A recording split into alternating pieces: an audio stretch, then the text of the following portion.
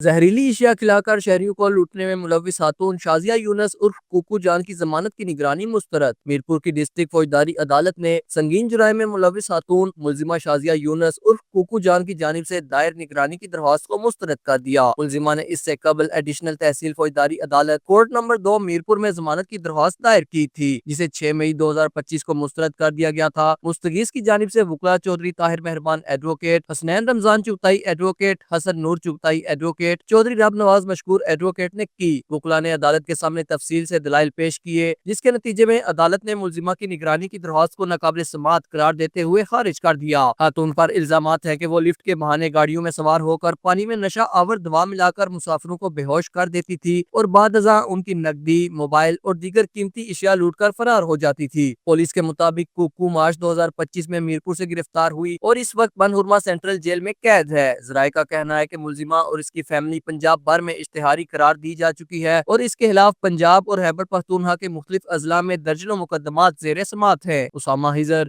JK news, Mirpur, Azad Kashmir.